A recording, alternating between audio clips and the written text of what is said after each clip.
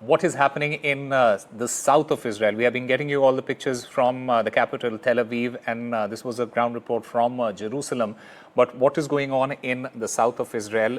Let's try and get a sense of, try and make a sense of that as well. I'm currently joined by Guy Azriel. He's an I-24 News diplomatic correspondent. He is in southern Israel at the moment. Guy Israel, what is the current security situation from where you are reporting right now? Take us through all the latest details that you can give us at this moment.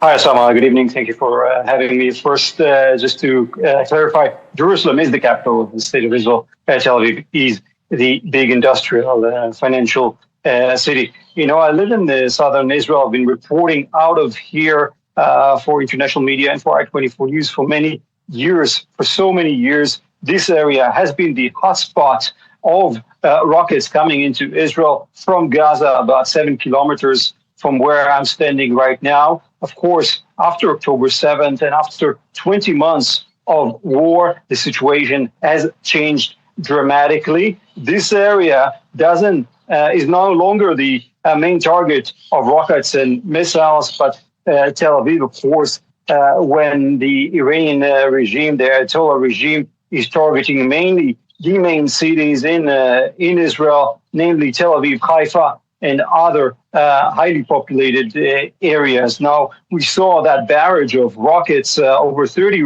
missiles, that were fired into Israel this morning from Iran, many of them intercepted, but at least 3 of them hit Israel. We've seen dozens of Israelis wounded and some serious damages as well. That was to be expected, of course, after the overnight strike of the Americans on the Iranian nuclear sites, namely in Fordow, Isfahan, and Natanz.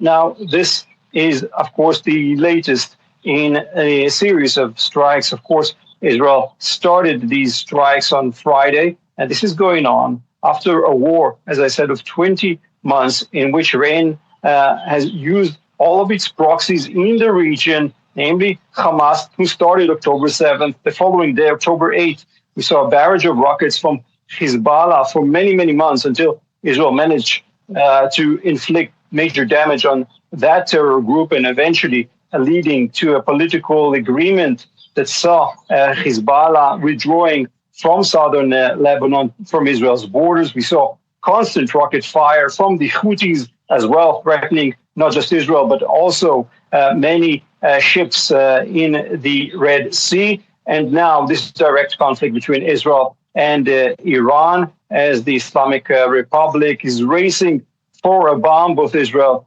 and the U.S. realized this was the time to stop the Iranian nuclear program. Israel was waiting anxiously to see whether the Americans will join in on that attack. Israel has done very well in eliminating much of the Iranian missile program and also their missile defenses. But when it comes to striking those heavily guarded nuclear sites, mainly in Fordow, which is located deep inside a mountain, heavier bombs were needed, those that only the Americans really possess, that can be used with their B-2 bombers, and that is what we saw last night. So a major damage inflicted on these nuclear sites. It is still not clear how far back did this push the Iranian nuclear program, but the situation from now on will depend on the Ayatollah regime, whether